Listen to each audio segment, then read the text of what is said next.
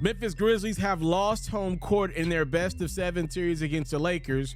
No Ja Morant for Game 2, but they do got the Defensive Player of the Year as they try to even this best-of-series up with LeBron James in L.A. Memphis came out the gate just competing harder than Los Angeles on every level. After the David Roddy three, it's Luke Kennard with the inbound steal. He nails the three-pointer as well. Memphis already up 9. To end the first, it's Desmond Bane giving the Grizzlies an 11-point lead. Second quarter, Bane and Anthony Davis jumping it up after a jump ball. AD gets the worst of it. Bane elbows the big fella in the eye. Davis would stay in the game and make a huge play on defense for his team. With Jaren Jackson out in transition, he lobs it up to John Conchar. Guess who? AD getting back into play to reject the shot, and it's the King with the finish.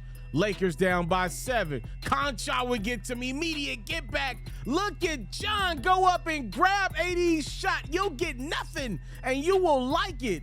That right there just tells you the tone of this Memphis team in this game. Xavier Tillman had a huge performance. A playoff career high 22 points, 13 boards. It's Jackson with the 3. As we go into the locker room, Memphis is up 16. Third quarter, more of the same. Tillman with the score. LeBron and the Lakers try to fight back. Speaking of fights, LeBron and Dillon Brooks going at it. LeBron utters a couple words that I cannot repeat during this highlight in Brooks' direction. Let's just say he called him a bum, but he put some sauce on it with a couple other adjectives. As Rui Hachimura knocks in a 3, Lakers try to fight back in the fourth. It's Jackson crowning his night with a jam. He had 18 points. Brooks nailing a 3, getting some get back on LeBron for those choice words. Now these two just exclusively going at it. It's LeBron going back at Brooks. Lakers cut their deficit down to 6, but when it's winning time, Brooks nails another three-pointer, and Memphis makes no excuses. Without Ja Morant, obviously still missing Brandon Clark and Steven Adams, who they'll be without this entire playoff run. They take Game 2, 103-93. What's up, everybody? It's yours truly, the one and only Hoops Pharaoh. If you're enjoying the great quality content, please make sure you hit the subscribe button on this video so you can get more quality content from your boy and you can get it first. Enjoy the rest of the video. After the game, Dillon Brooks responded to LeBron calling him a bum in the game. He said, "I don't care. He's old. I poke bears. I don't respect someone until they give me 40. He's speaking in reference to 40 points. I think a reporter asked Dillon along the lines of, would he have been more excited if he was playing LeBron when he was in Miami or LeBron when he was in Cleveland? And Dillon alluded to that being a harder challenge. So, yes, he would have liked to play that LeBron over the LeBron that he's playing right now, currently a part of the Los Angeles Lakers. Ladies and gentlemen, I love what Dillon Brooks just did. We'll talk about the game in a second, but I do want to acknowledge what Dillon Brooks just did. He did poke the bear, which is LeBron, obviously one of the legends of the sport. But I love this on so many different levels. What Dillon Brooks just did was flat foot take the ultimate risk with his career. If LeBron James lights the Memphis Grizzlies up 4 out of the next 5 games, Dillon Brooks will look like an absolute bum, what LeBron called him, and he will likely be treated as such for the remainder of his career. This is the Deshaun Stevenson. This is the Lance Stevenson. Anybody that's been called a LeBron James quote-unquote stopper in the past, this is their moment. Most of those guys have failed. If Dillon Brooks is able to lead an undermanned Memphis Grizzlies team emotionally past the Los Angeles Lakers after the Lakers win and won Game 1, then this would be his moment of his career. Let's be clear. Dillon Brooks was the laughing stock of the second round of last year's playoffs alongside Chris Paul and the Phoenix Suns.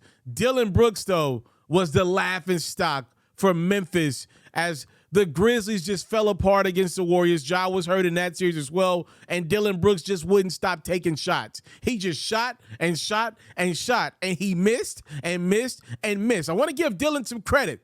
Dillon ain't just been chucking up a lot of bad shots so far this year in the postseason. He's been taking smarter shots, more timely shots, and been making some of these shots.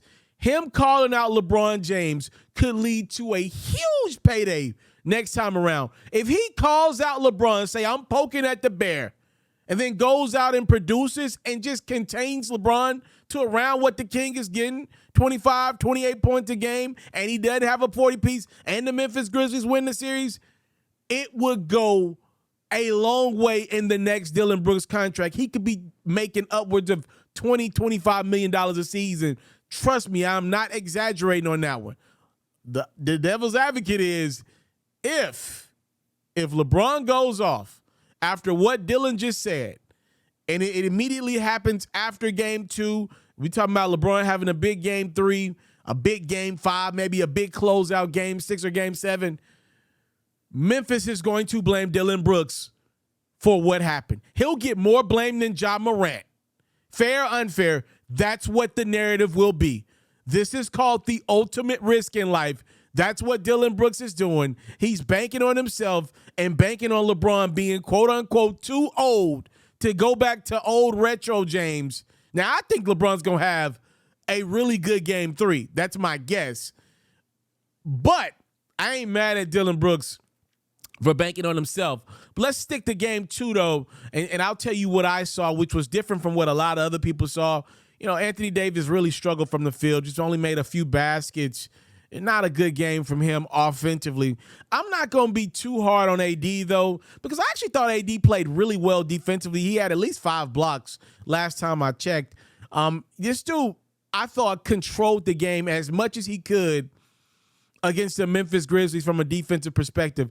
A lot of those plays that Memphis scored on, a few of those plays from Xavier Tillman, were simply Anthony Davis doing his job, but nobody else from the Lakers coming back, you know, and grabbing that board when Anthony Davis is in the middle of a pick and roll action and he's trying to guard a jump shot, close out on a Desmond Bain jumper. A lot of that stuff was not Anthony Davis' fault from what my vantage point. So I'm not going to give AD a lot of blame. It wasn't like he was disengaged defensively. He played really hard on that end of the court. He just couldn't get a shot to go. It was nowhere near aggressive enough offensively. Late in the game, he did give up a couple easy ones to Tillman. But other than that, for the most part, I thought Anthony Davis was fine. I thought LeBron James was pretty darn good in the third quarter. He was pretty bougie in the first half. AD was pretty bougie in the first half. The Lakers as a team, if you want me to be honest, played a pretty bougie game. And that's why they lost, by the way. The Memphis Grizzlies did not play great. By the way, they're still due for a great game shooting the basketball with or without Ja. They didn't have it in this one. They did not play great. They just played harder than the Lakers. The Lakers lost this game because they played bougie. That's why they lost. And you might argue that they played bougie in game 1. They played good bougie game 1. They played really bad bougie game 2. D'Angelo Russell, Austin Reeves, Jared Vanderbilt. That's 3 starters right there, ladies and gentlemen, that really had no real impact on this basketball game. I thought Darvin Ham, the Lakers head coach, even had a bougie game plan coming in this one. I'll give you an example. About 30, 45 minutes pregame, the announcement comes in that Ja isn't playing. I'm pretty sure the Lakers had a pretty good impression that Ja wasn't going to play. Tyrus Jones gets to start. Now you got Jared Vanderbilt guarding Tyrus Jones. Tyrus is not going to beat you athletically, which is why you got Jared guarding your point guard or whoever's the best scorer, because he's trying to stop them from attacking the rim, right? He's trying to use that length and athleticism to his advantage. Okay, with Ja being deemed out for game 2, I felt like Darvin Ham should have had a backup rotation already ready to go. He didn't have that. He rolled with Jared Vanderbilt, and it kind of made Jared useless because Tyrus wasn't really attacking for himself. He was just trying to game manage. Tyrus didn't have one of his great games. He just didn't lose the game. That's why I love him so much as a $15 million per year backup point guard. He just wasn't going to lose that game for Memphis. He can shoot the rock, but this wasn't one of his games where he shot exceptionally well. He just ran the offense and put guys in spots. which is not really why you need Jared Vanderbilt guarding him. And obviously we know on offense, Jared Vanderbilt is very limited, can't space the court. A guy that, misses a few bunnies oftentimes around the rim as well, unless he's able to dunk the basketball. So I thought Darvin Ham had a bougie game plan. I didn't think D'Angelo Russell nor Austin Reeves played particularly well. D'Angelo wants $30 million a year. Austin Reeves wants $25 million a year. Neither one of them play like any bit of that. You dudes want these big contracts. And honestly, a lot of it's the reason why these guys are going to get paid this offseason is because they play for the most popular franchise and they playing next to LeBron and AD, the 1 and 2 options. You a third or fourth option talking about getting 30, 40 million a year. I ain't see 30, 25 million from either one of those guards in this game. Dennis Schroeder gave you absolutely nothing. I'm not accustomed to seeing him give you nothing, but he did. He gave you absolutely nothing in this game. The only dude that exceeded his expectation to me on both ends of the court continues to be the Lakers MVP through 2 games of this series, and that was Rui Hachimura. Everybody else, Malik made a couple shots, but overall, nobody exceeded my expectation that I have on them outside of Hachimura. And I want to give Xavier Tillman the game ball for Memphis. He played incredible. Every possession, he made a play for Memphis in some capacity. That's all you can ask for a guy like that. He just made life difficult for AD. If you punch AD figuratively, not literally, sometimes he will not respond. And I want to give Jaren Jackson Jr. some credit. I've been very hard on Triple J.